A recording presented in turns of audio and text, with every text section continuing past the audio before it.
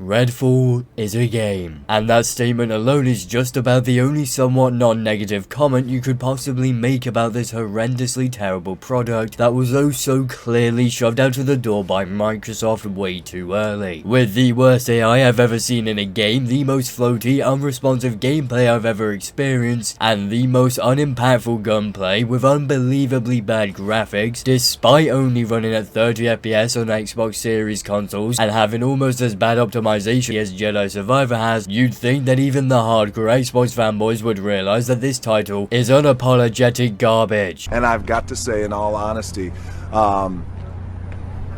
it's the biggest piece of dog shit. But no. In today's video, we're going to be looking at the one guy on YouTube dumb enough to claim Redfall isn't actually a bad game, and that the only reason it's facing criticism is because it's an Xbox exclusive. A statement of which I'm sure you don't need to be told is ridiculously stupid. So without further delay, I'll let the video play. What's going on, guys? It's the Cowboy King of Entertainment. I'm back with another video, and today I want to talk to you guys about Redfall. You know what? I don't really think it's that bad of a game. So just know this video is gonna be epic. Cause I'm a cowboy. Oh man.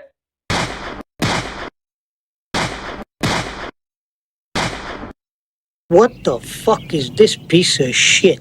I'm gonna be brutally honest here. Every single bit of my soul that was left intact prior to watching this has just been obliterated. Out of all of the YouTube intros I've mocked in the past, and there have been a lot of them, this is the fucking worst. Please, for the love of God, never use it again. Also, drop the clearly put on persona you're acting out, if you aren't going to commit to it. The pain I experienced moments ago will likely haunt me for the rest of my life. Unless you are a good actor, the only way you'll grow on YouTube is by being authentic with your community. If this is merely appearing as deeply awkward and extremely uncomfortable to watch because you lack the confidence to act in such a way during a YouTube video, then please work on your confidence, because otherwise you will certainly never grow if you continue to make content like this. So honestly, Redfall gets a lot of hate, and to be honest, because it's the first AAA game of 2023 to land on Microsoft Xbox Gamepass. Are you sure about that? I mean, that most certainly is not the reason. It's because it's a buggy, unfinished, and just all-round trash game. It quite literally cannot have anything to do with it being quote-unquote Xbox Game Pass's first AAA game of the year, because it fucking isn't. Hi-Fi Rush and Minecraft Legends are not indie or AA games. They are AAA, and Wo Long Fallen Dynasty sure as hell is undeniably AAA. Xbox's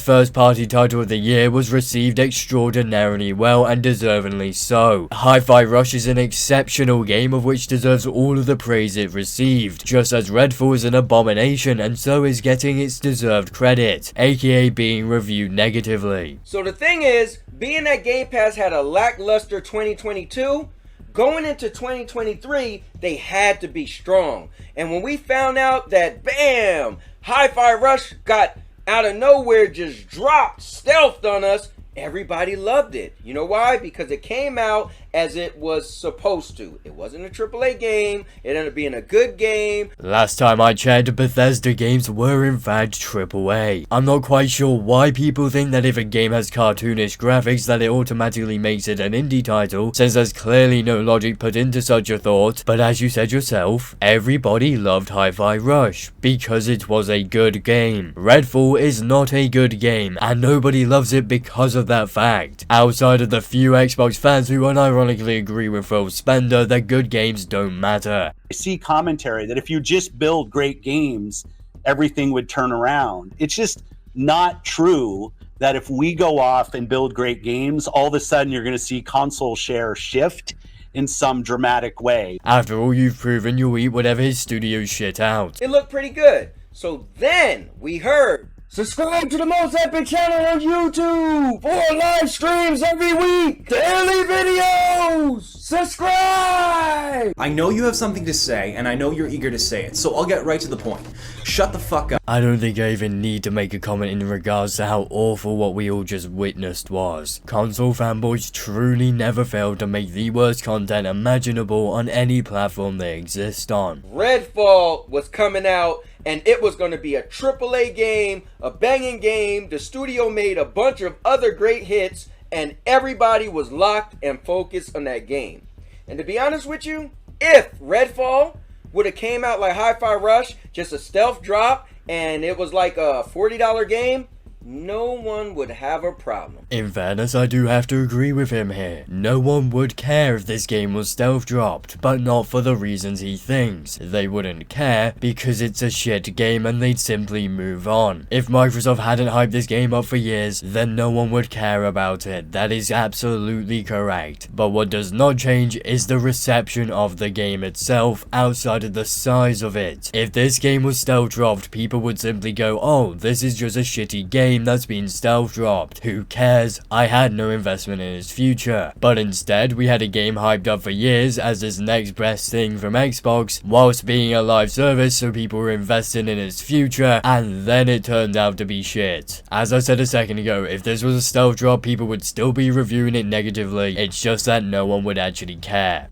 But I'm here to tell you this. I played the game for over 3 hours, and personally, one, the big deal was it didn't come with the 60 frames per second mode. And honestly, if you didn't tell me it wasn't 60, it wouldn't even have bothered me. It was a smooth 30. I ain't gonna lie, if you're watching a YouTuber and they claim 30 FPS can be smooth, do not listen to them, and do not for the love of God value their stupid ass opinions. 30 FPS is not smooth, it cannot be smooth, and it will never be smooth in a video game. It was the bare minimum of the last generation for a goddamn reason, and it should have been left there. If you want the reasoning as to why 30 FPS can never be smooth, merely research frame times and input latency. Sure, can you develop Stockholm Syndrome and get used to 30 FPS? Absolutely. But it can never be truly smooth. Not to mention the basic fact and undeniable fact that this is a game with Xbox 360 graphics at best. There is zero excuse for a title of this quality to be running at 30 FPS on any system. I mean, for fuck's sake, some of the textures in this game are straight PS2 quality. And that isn't a mistake on the developer's part. Arcane absolutely did not finish this game, and quite frankly, this is a title that should have been delisted and everyone should have gotten a refund for it if they bought it. The levels of corporate dick riding required to claim that this game runs smoothly is insane. Honestly, it just felt like a shooter game. You shooting and killing vampires. Now, was it like impactful like a Call of Duty and stuff like that? No. Enemies was pretty much bullet sponges, but honestly, it was fun. Now, if you talk about the overall graphics, it wasn't that good. Like, the graphics definitely looked like an older gen game, right? And that was just a look of the characters and the environments. Just didn't look that great. Plus, it wasn't a lot of enemies. I mean, you could walk around for a while and not see enemies. I'm sorry? I thought you were meant to be defending the game, because everything you're describing here sounds like complete and utter dog shit. You are making it sound as if there is nothing redeeming about this game, and you're absolutely right. Unfortunately, however, you've somehow come to the conclusion that it's still a good game, despite evidently seeing all of its flaws, outside of you weirdly not being able to see the performance issues. This type of shit is why I love and hate console fanboys. They will describe the worst product you could possibly imagine and yet tell you with a straight face that it's actually a good product purely because it was made by their favorite plastic box company. The story, I mean, it's about vampires. It was just so-so, right? Nothing special. You know, the more he talks, the more it sounds like a bad game. How someone can make a defense video so bad that it just continuously desells someone on a game is truly beyond me, but he's out here and he has done it. At this point, I'm convinced he's trying to do some reverse psychology and get people to not actually buy the game, despite saying it's good. I simply refuse to believe that someone could make a positive review this bad, that it just states the game is dog shit throughout it and still tries to sell you on the product. Now, it's unfortunate for the people that did spend $70.